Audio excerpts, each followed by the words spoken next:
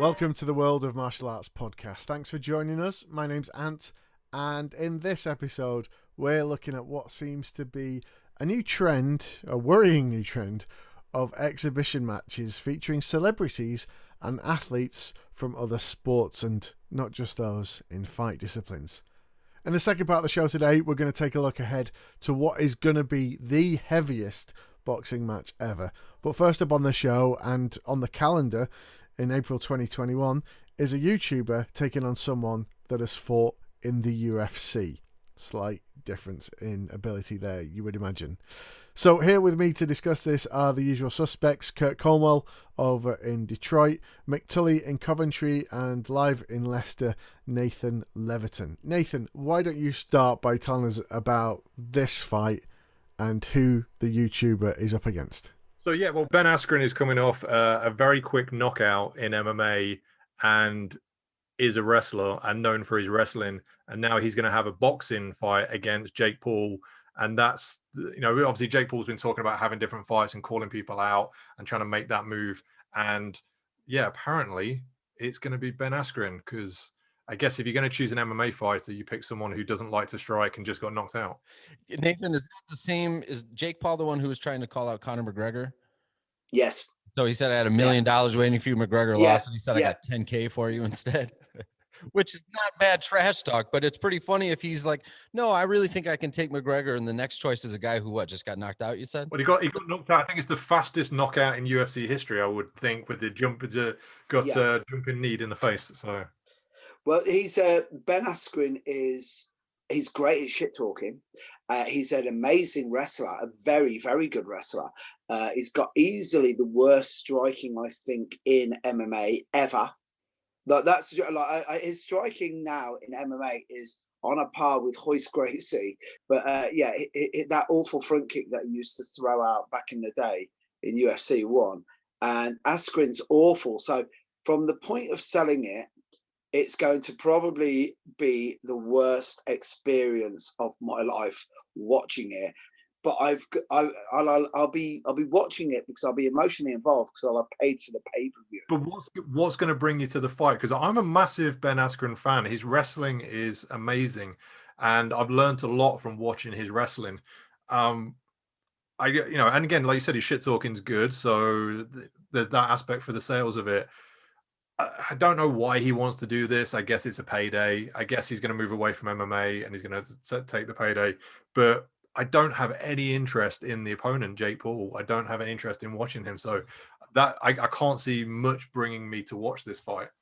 Well, and I said before that, I don't know, maybe it's just something wrong with my head, but I feel like the cynic in me is that a lot of people just want to watch Jake Paul get beat up a little bit because he's an annoying YouTube star and he doesn't mind. He's going to get the payday. He's getting the press and he's getting all the reputation for it. But when it's a guy who's off a terrible loss, as somebody from the outside looking in, and I put myself in that category, I'm like, so it's like a less than par fighter against a YouTube star. Yeah, it doesn't seem like if I miss the celebrity boxing matches or celebrity fights where it's just two random celebrities and neither of them know how to fight, and then the money goes to charity. Or for that matter, I was thinking of this earlier, with what Tyson's doing now with this sort of, what are they calling it, like a Miracle League or something like that, where, bringing people back and doing exhibitions or allowing exhibitions on the fight. That's the thing I didn't like when one of those two brothers, the Paul brothers, fought the basketball player on the Tyson card. Yeah. Right. He fought an NBA player where it's okay. So one guy's an athlete in a different area, fighting a kid who's been doing some boxing training, maybe had a fight before or something, but he's been working on that for a minute, versus an athlete who has a basketball body. Michael Jordan had a hard time, of all people, going back to basketball after he changed into a baseball body, because every single sport is different. So thinking he can just get in there and do it, that's the part I didn't like, where you've got one guy who's ready and the other guy who isn't. That's not very interesting to me. Tyson versus Roy Jones was great because they're both boxers. They know what they're doing. So that mismatch in that way, I thought was really disappointing, as opposed to like the old campy TV celebrity boxing matches where neither of them know what they're doing. And that's kind of the joke to it. It looks more like a Charlie Chaplin fight than anything else. I was going to say, I mean, with most of these things, with boxing and combat sports, generally it's numbers. It's like how many people are watching, how many. I don't know the size of the crowd these YouTubers are bringing in. I mean, we know like what the biggest boxing fights are doing, but to be honest, some of those massive boxing fights, they seem pretty few and far between now.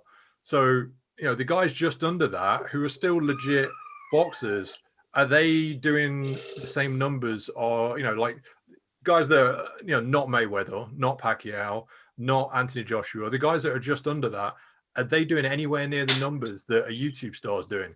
Because if they're not, then that's why those YouTube stars are going to be there. Yeah, I can't imagine they are. Yeah, that's a good point. Well, this is the thing, guys, without making us all sound like all old farts and ruining our demographic and not being down with the kids. Maybe it's just a case of we don't actually understand what celebrity or popularity is now, because, you know, it's like he's famous for what?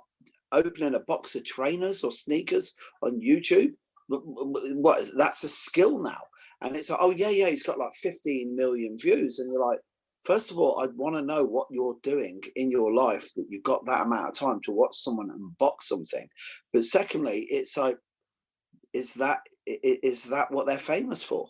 And if that's what they're famous for, unfortunately, you know, reality TV's got a lot to answer for. And, you know, just because you have a platform doesn't mean you should really have a platform. And, you know, it's like Pacquiao versus, like, it's right now, is it going to be Pacquiao versus Conor McGregor, which is a great move for Conor McGregor and a great move for Manny? Or is it Manny Pacquiao versus Ryan Garcia, fighting a dude who's half his age, who's hungry as hell, who is a legit world champion? You know, like, really, what is he gonna elevate this young guy and bring him forward, or is he gonna take the money and just do a live stream? You know, Yeah, that move, the Garcia move, makes me feel like Pacquiao's entering like his Rocky Balboa phase, where he's like, I'll keep getting in the ring, but mostly just to show you how to do it and take you under my wing, which I love for Pacquiao, but otherwise it doesn't make a lot of sense. You know, I mean, Garcia just, yeah, he's another trying level. To go now. Sorry to circle back, but I just thought I would have a quick look at some of the numbers on any of these fights. And obviously there was the fight of Jake Paul's brother, Logan Paul. I assume it's his brother, when he fought KSI. And it says, obviously, they fought in the Manchester Arena. They sold out 21,000 tickets with a gate revenue of £2.7 million. And they did over 1 million pay-per-view buys.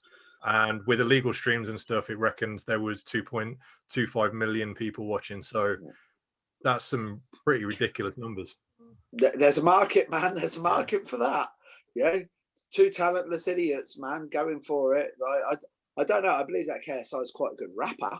I don't know about his boxing skill, but yeah, I don't know. It's I think this is the end of days, boys. You know, if we're going to go down that route, like we just talked about, the Cater Holloway fight, amazing. Now, I really don't know how Askren and Logan Paul's going to work out, but I don't think it's going to be in contention for that level of fight of the year. Do you, boys? Yeah, I don't know if like you're saying, Mick, is just getting older, or I'm old fashioned or something. I mean, I appreciate they're going to hustle, get paid, do what they do. That's good. And whatever your hustle is, I appreciate it. But the idea of these guys stepping in and not doing it somehow as a charitable component, when it's sort of a, you know, if it's like an exhibition style fight for this sort of thing, and they're not really trying to move through the ranks. You know, we said before, what does it do to a young boxer, a young kid who's trying to come up, where all of a sudden it's like, yeah, but if you look like Logan Paul and you got a YouTube channel, you can also get a shot, as opposed to trying to really grind your way through the amateur leagues and really go through the whole process of it. I don't know. Some part of that is just what disappoints me. If it's an exhibition and it's because it's entertaining, then fine. But when I don't know if I even agree with myself. It starts to disappoint me where it's like, well, anybody can get in there, and as long as we make a bunch of money, they get paid. I get, obviously that's how it works, but then let's not call it boxing. Let's just call it something. Let's call it, you know, pay-per-view sport fighting or something. It feels like it cheapens the history of that whole thing. Hey, that's just me. Yeah. Hey, maybe we're coming into the WWE era of boxing, sports entertainment. Yeah, it's closer to that, right? Like Dennis Rodman jumped in the, into professional wrestling one day just because of like, yeah, why not? Where that, okay, that makes sense. You know what I mean? In that sort of arena, you've got all these fun little sideshow things happening, and not to take away from Askren. Obviously he's a legit fighter, and I'm not trying to undermine that, but it's almost in his defense that when we start to bring these other people into the game, just because you're big and you get a lot of viewers, again, I get that's the business of it, but maybe the martial artist in me is just disappointed when we hear so many MMA coaches lately talking about, man, the thing we really got to get back to is some of the respect and some of the roots and some of the tradition. Like, well, that's a big sprint in the wrong direction if you're letting this guy from the internet come in and unfortunately you are legitimizing, like Ben Askren, whatever way it works out, it's going to legitimize Logan Paul, because people go, oh yeah, he fought in the UFC, and you're like, yeah, he did fight in the UFC, but so did Tank Abbott, so did Ron Van Cleef. You know what I mean? It's like, yeah, he fought in the UFC. How did he actually do? That's the thing. But although now you say that, I would have liked to have seen Tank Abbott versus Ron Van Cleef. I just saw a fight with Rob Van Winkle, also known as Vanilla Ice, and he was cornered by Tank Abbott. No way. Full circle. There you go. Wow. Well, was that skinny Tank Abbott? Because Tank Abbott's got some health issues at the moment, and I don't know. It was old, but it was Vanilla Ice versus who's the older brother from Different Strokes? Had a bunch of. Oh yeah, he fought. What are you talking about, Willis? Yeah. What you talking about, Tank Abbott? Yeah. I could just imagine that halfway through. Not the shorter of the two, the older. Gary Oldman, yeah. No, the other one. Gary Oldman, Gary Coleman. Oh man, Gary Coleman. No, Vanilla Ice did not fight Gary Coleman. Yeah, R.I.P. Gary Coleman, man. Okay, I think we've probably run the course on it. I also watched the fight between Mick. I thought of you because I watched the fight between Paula Jones and Tanya Harding. Now, do you know who Paula Jones is? No. Okay, so she was one of the women who got Bill Clinton in trouble during his presidency for sexual harassment, right? And so he had to go to the Supreme Court for that. It was obviously it was a really, really big deal. That was the first scandal before Monica Lewinsky. And she had a celebrity charity boxing match against Tanya Harding. I went down a YouTube rabbit hole, and this was something else. Hey, Kurt, Tanya Harding won in the 4th round by tire iron to the leg, right? She actually won in the 4th round by a no mas, but close enough. Was it? Well, yeah. No, tire iron, no mas. We'll go for that. Let's quickly run through the Ryan Garcia, because we've already touched on it anyway.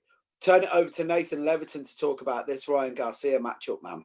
So yeah, it's been announced that Ryan Garcia is going to be fighting Manny Pacquiao in what they're saying is an exhibition fight, but we don't quite know what that means. Does this fall into the category of a freak show fight? We've got someone about a 20-year age difference, and I think Pacquiao's got somewhere in the region of 500 rounds in professional competition under his belt versus about 70. So is this still a freak show fight, or is it a legitimate boxing bout? I'm saying it's in between, because, and that's as vague as I can be, but it's the truth.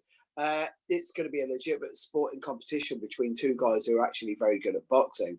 Ryan Garcia will bring the heat. The one thing, as soon as I saw this, I thought about it, not size difference, but when you talk about like levels and levels, Jack Johnson, the great Jack Johnson, the first black heavyweight boxer, fought Charles Carpentier, who was the middleweight champion at the time.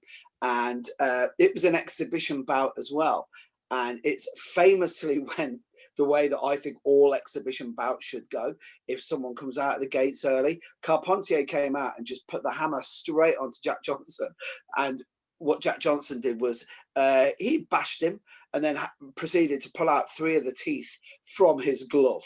So, I don't know. I think, Ryan Garcia's got everything to become a legend. You've got to kill a legend. And I don't care if it's an exhibition match or not, he's going to do it. And I don't know why Manny's doing it, actually, because out of all of the boxers that I really, really rate, Manny Pacquiao's up there. Kurt, what are you saying? Yeah, Manny's always been one of my favorites. And, it would be cool to watch him win just because I always like to watch Manny and I'm always rooting for him. Garcia's got nothing to lose if even as an exhibition, if he doesn't pull it off, it's Manny Pacquiao. He has the ability to say, well, I didn't want to really stick it to him because he's one of my idols, or it's an exhibition, et cetera, et cetera. If he wins, he gets to have that feather in his cap. It's a strange setup. I don't see it quite as like a freak show kind of imbalance in that way. I don't think it's that bad, but yeah, it's in the neighborhood. You know, it's in the sharing the same building at least. So I'm excited for it. I like to see those two styles together. I mean, it's more of a thing to picture. Manny in his prime would have been just fine, but picture a younger version of that and seeing those two styles line up, and how would they, you know, kind of communicate in the ring together that way? How would that actually play out? But otherwise it feels more like Rocky 6, Rocky 7 to me in that regard, that we're letting the guy get back in the ring, do his thing, do the thing that we all enjoy watching him do against somebody who has nothing to say, but, you know, praise and adoration and respect for him. And so there's something fun about that. It's not a bitter grudge match. It's just more about the love of the sport and the art and everything. So the science of it. So I think it'll be entertaining as hell for that reason if it plays out. How about you, Nathan? Yeah, although there's a big difference in experience and age, I don't think it's enough to put it into the freak show category. You know, Pacquiao's only going to be, when the fight comes around, like 42, 43. Yeah, he's not going to be in his prime, but it does go back to older boxing fights of older champions fighting the young guys coming up. That was part of it. Not every matchup in the past was a perfect matchup. You know, sometimes, you know, new guys came in and fought the old guys, and occasionally there'd be an upset, or, you know, maybe the older guy would hold on to the titles. That's part of fighting these guys, you know, and to be honest, it's part of boxing that guys stay in there too long and have too many fights. Not everyone's going to drop out in their prime. So I think it's still an interesting fight. I think your point that essentially it's a win-win for Ryan. Like, there's no way he wouldn't be taking this fight unless it was a good fight for him. I think he probably thinks he's going to win it, and I don't think it matters if he doesn't.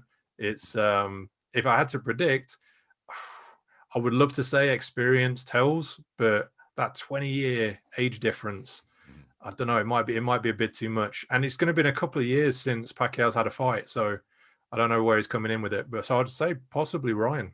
All I know, boys, is I would rather see Ryan Garcia fight Manny Pacquiao than Conor McGregor fight Manny Pacquiao. I think most of us are in agreement on that one, right? At least it's a boxing match.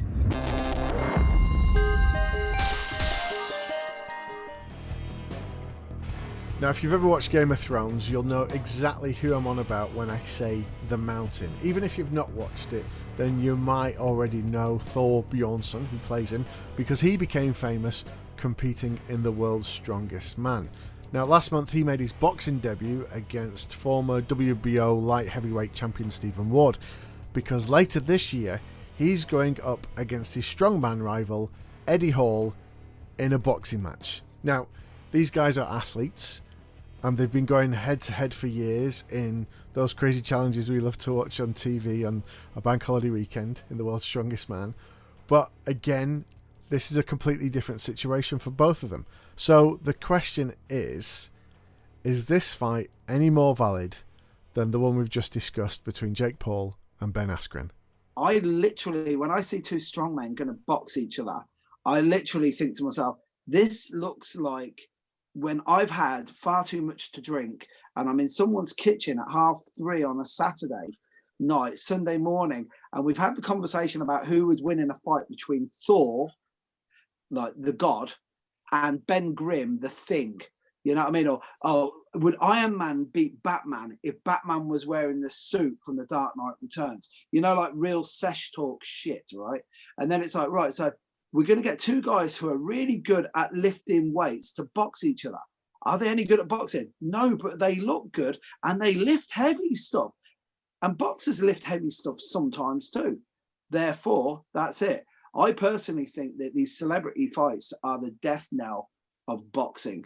Literally, it's like the fall of Rome, pugilistic style. Honestly, it's like right now, anybody could get a fight. You know, Conor McGregor started it with Manny Pacquiao. Then you had Money, what's his name? God, Mayweather, right? started it down that route. Now you've got Logan Paul. So you've got guys who are famous on the internet for being famous. So like, I'm waiting for the kid from Charlie Bit My Finger to have a fight, you know what I mean, against one of the Kardashians, because literally it's like the links now are so tenuous to become a fighter. It's unreal. I have to admit, watching two absolute savage, large humans beating each other up will be quite interesting to watch, the same way that watching a car crash is going to be interesting to watch. Now, one of your friends was famously rolling around the floor with a large man who lifts weights. So you've got a bit of a personal, you've got some skin in the game here, haven't you? What's that story all about? So yeah, my friend Josh has got a TV show with Baz Rutten where they both commentate on that, and he got the chance to have a role with Thor recently, and Thor put up the video of them having a little wrestle. He told me he almost died. That was pretty much his only comment. But fortunately, the clip that Thor put up, there was a longer video on YouTube, but the clip they put up is when he was kind of Josh was going for an armbar on him, and it looks kind of good, and it's not the rest of it where he's just being held down by the strongest man in the world. So did you think this is different? These guys fighting, Eddie Hall and Thor, is this different from, you know, the KSIs, the Jake Pauls, these YouTubers? Do you think there's a difference between it, or is it all part of the same thing? I think it's a little bit better, but not much. So it literally is, for the Americans who are going to listen to this, you might not get this one, but it reminds me of like after the two world's strongest men beating each other up, we're going to watch monkey tennis, because it literally is like Alan Partridge. It's like we are so like, do we really need? Are we that stuck for entertainment? You know, and like, my worry is this. Like, all joking aside, when somebody actually gets injured through all of this, then everyone will be crying, because right now it's dead funny, you know. So the KSI Logan Paul, like, I hate the fact that I know Logan Paul, who he is, and and he's got a brother who's not as famous, and I know who he is. I thought they were the same person for ages. Me too. No, really. Well, you see, what I would like is, if we're going to get celebrities to beat each other up, you know, why don't we get, like, you know, Wesley Snipes fight Steven Seagal? You know, so, you know, now that would be good. Did we have wasn't there a celebrity boxing series? Like, I vaguely remember Ricky Gervais or someone fighting on one over here. Yeah, we had something minor here too. I don't know if it was the same one, but yeah, it was just a few fights. They've always done things like that. I mean, even, you know, going way back to like the Sinatra era, there's always been charitable things that way. I like the idea of these, like during the quarantine, you would see all these interesting new forms of entertainment come out. So in the middle of that, in that context, I think it's kind of fun. It's interesting. It gives everybody something to look at that's fresh. It's a good way to generate a bunch of money at a time when everything is stagnant or whatever. But I agree. I feel like big picture, this does a lot to hurt the sport of boxing at a time where the pendulum for boxing has been swinging back in the correct direction. Right after, for me, a long season where it was pretty much in the tank, and it's been enjoying some new attention, some new talent, some really heavy hitters. Lomachenko is one of my favorite athletes on the planet, so I still love boxing, and there's something to watch. So seeing this, it just has me going. I think, Mick, you said the same thing. Why? You know, what's the point? Who does this serve? I honestly think, especially with the Clark brothers, right, whichever one it is that's fighting, or maybe it's both, I don't know. I honestly think it's that thing of like looking at a car accident, but more so it's like people just want to watch those guys get hit, right? People see these annoying YouTube stars, they feel snarky about it, they're like, well, I could do that, I could be a YouTube celebrity, let's go watch, you know, Floyd Mayweather beat the hell out of this guy for a couple of rounds. I think people just get a kick out of it. Yeah, but what's the next stage of this evolution? Oh, I'm not supporting it. Yeah. Are we gonna get boxers who are gonna start rapping at each other and dissing each other? You know, like get the crossover where it's like boxers will be so pissed off with rappers, like robbing their thunder, that they'll start doing like 50 Cent in the club style tunes. You know what I mean? Well, I just don't know. Or there was some kind of show on that was like getting an MMA fighter to fight your bully. Yeah, no, we saw that. It was like rent a fighter kind of thing, and it'd come. Sometimes they didn't do well. Sometimes that's the funniest part to that show. Not to be on a tangent, but sometimes the bully kind of won. Good luck after that happens, right? You're never going back to school now. If we're talking about spectacle and fighting and the potential of somebody getting hurt and this all being a bad thing, how different is that to UFC 1? I mean, yes, come on. Right. And obviously something evolved out of that, but isn't that the point? Because can anything evolve out of this, or are we just going backwards? The difference to me between this and the YouTube celebrities doing it is that it is two world-class athletes. It's two of the strongest men on the planet. Yes. That's the difference. That doesn't mean it's going to make it a better boxing bout than two YouTubers doing it. They could easily be better boxers, but the freak show aspect of two guys weighing 160 kilos who are the strongest guys on the planet fighting each other is interesting. I mean, how many times have we talked about strength versus technique and talked about strength and its relationship to fighting? And we're about to see two of the strongest guys in the world fight. That is interesting. Yeah, well, the only thing, I think the only way that this could be really improved upon is if we could get like Antonio Inoki over from Japan and basically get Eddie Hall or whoever wins, so either Thor or Eddie Hall, to fight like, Jimmy Cranky or someone, or a midget, just really throw it into the mix there. Like that's the way. That's because it to me personally, I look at it and it's bread and circuses. It literally is like a right gong show. I have to admit, as Nathan said, to see two absolute monsters go at it, it literally is going to be like, Godzilla versus Mothra. You know what I mean? It's going to be like a Japanese, like the only way that it could go any better would be like, some Japanese schoolgirls rock up. You know what I mean? It'd be good fun. Nathan, do you think that the people who are going to watch this, or the people who watch, the YouTube and YouTube kid and a fighter actually go at it, do you think they're already folks that are watching fights all the time? Or do you think this brings new people into the audience sphere for this kind of sport? Does it actually help the audience grow, or is it mostly the same group of people kind of chasing their own tail? Well, when I watched the Thor exhibition bout from the other day, they were saying that 500,000 people had tuned in to watch it. So I don't think that's just pure boxing fans tuning in to watch that. So it's definitely bringing an audience. Whether they're going to get much of an exhibition, a demonstration of boxing, and want to take it up from that, I don't know. But I mean, look at the rise of white collar boxing and how huge that's been.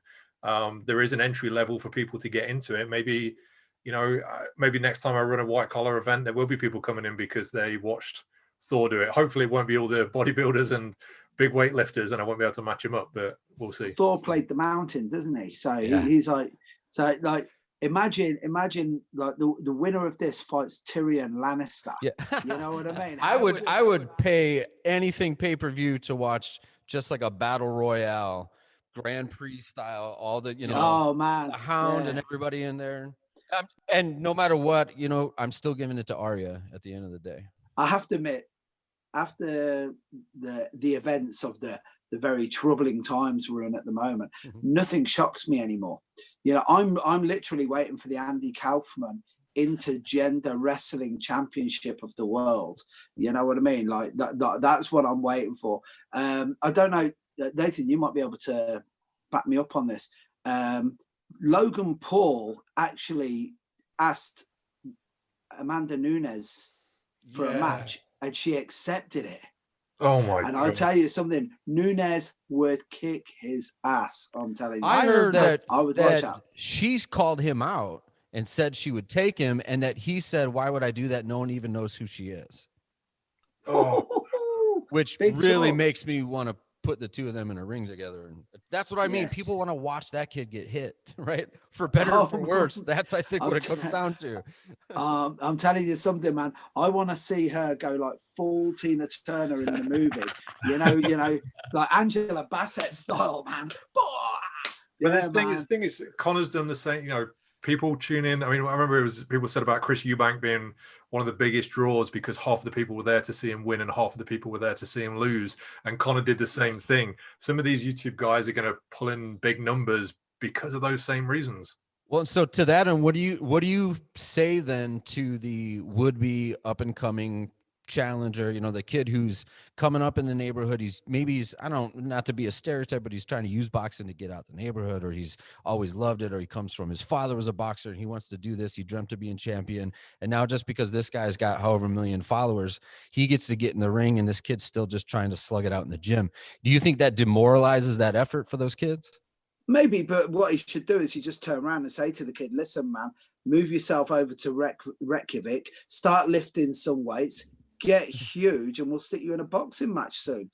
Yeah, don't worry about the ring craft, son. You'll be fine. Eat steak and take some of those performance-enhancing, I don't know what they call them these days.